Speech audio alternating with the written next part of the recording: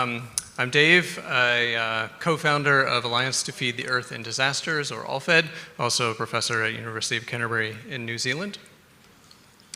So ALFED's mission is to build resilience to global catastrophes, and its vision is feeding everyone no matter what. ALFED is all around the world, has board members including Robin Hansen, Anders Sandberg, Jan Tallinn, and Martin Hellman, who won the Turing Award for cryptography. So one example of the catastrophes we work on was there was an eruption in 1815 that caused the year without a summer in 1816. And there was famine in many parts of the world, including Europe. And there's the catastrophes we focus on disrupt food supply greater than 5% of total food production in the world. And there are many such catastrophes. One of them is abrupt climate change. Another one is extreme weather on multiple continents at the same time. And a UK government study estimated that that alone had an 80% chance of happening this century. But there are other catastrophes. There could be a super pest that attacks crops that's resistant to pesticides, or a super weed that outcompetes crops.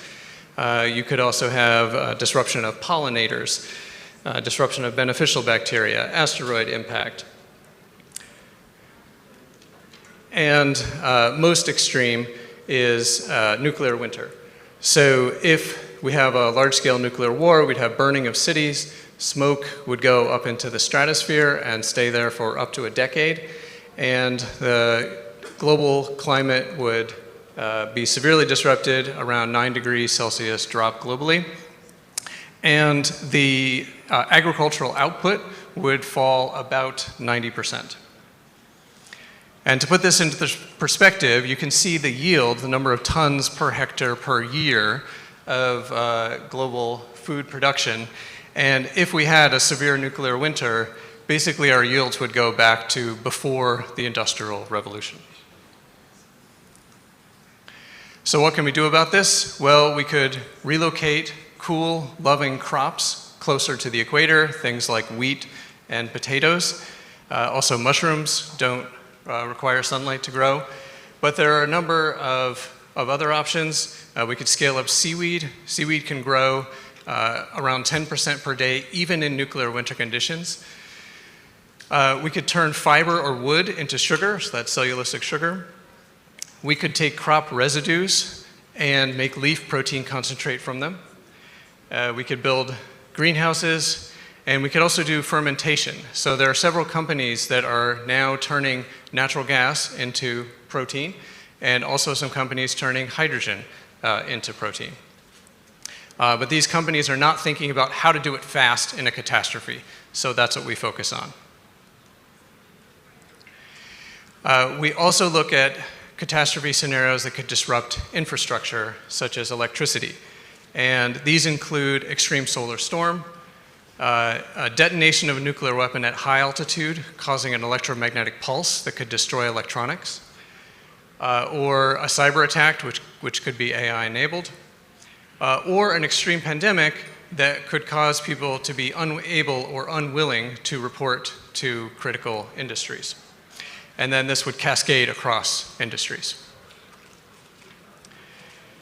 So as we've talked about today, future pandemics could be far more severe than COVID. They could have the transmissibility of measles and the fatality of rabies and have no vaccine. And we're not prepared for that. And we could have a collapse of critical industries. We've done some research on potential backup plans for meeting basic needs of food, energy, and water in these scenarios. But there's another line of research I want to talk about, and that is, could we scale up some of the technologies that we've heard about today, like UV or in-room filtration, like we have in this room? And it would be better if we could scale these ahead of the catastrophe, but we're not ready yet, and that's probably going to take more like tens of billions of dollars. So what we're interested in doing is figuring out whether we could scale them up very quickly with our current capability in a catastrophe, in an extreme pandemic. And another option is massively increasing ventilation from outside, and also sequestering workers. And in terms of cost effectiveness, we think that for the resilient foods that I talked about earlier, an investment of something like $100 million could get us research and piloting of the technologies and planning. And we have some peer-reviewed papers making the case that this is a very cost-effective way of saving expected lives and also improving the long-run future.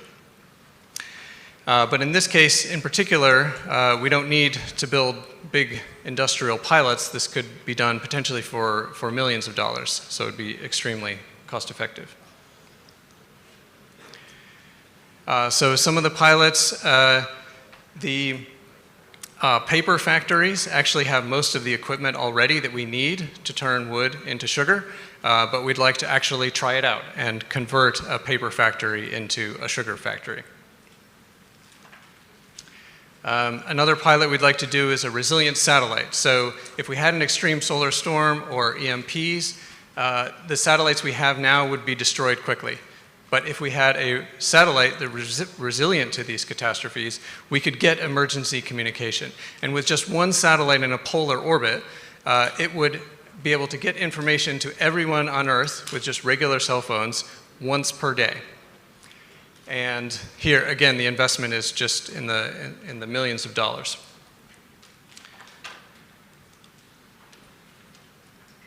So now I'll have Yesh talk about some opportunities with crypto. Thank you, David. You might have all seen already some of the solution sets that we could have for such a scenario, but there's still more work to be done. So for the next couple of minutes, I want to explore with all of you about how we as a community can come together and build resilience to global food catastrophes. There is a lot more work to be done. Some of the things that we can do using the decentralization ethos and the defensive ethos from the crypto ecosystems could be communication of crucial information. We would want to have the capability and the capacity to distribute things like disaster resilient guides or response plans when these catastrophe occurs.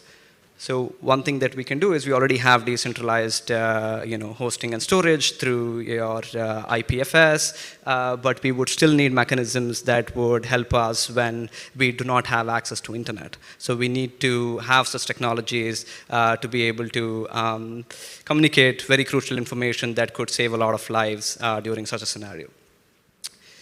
We could also build software solutions to enable coordination with multiple stakeholders who would do decision making. This need not be during a catastrophe, but this could also be done on a, without a catastrophe too. We can utilize all of the things that the Web3 ecosystem is working on. For example, more pluralistic decision making and using prediction markets, as Robin Hansen was talking about today, for more informed policy decisions, but this time only to sort of predict the different catastrophes. We can also build, govern and launch our own community-owned resilient satellites. As David previously explained, we need satellites which can be resilient to solar storms or HEMPs. So I want to leave this with all of you about a potential idea of a food resilience DAO so that we as a community, we can together build and govern resilience at a planetary scale.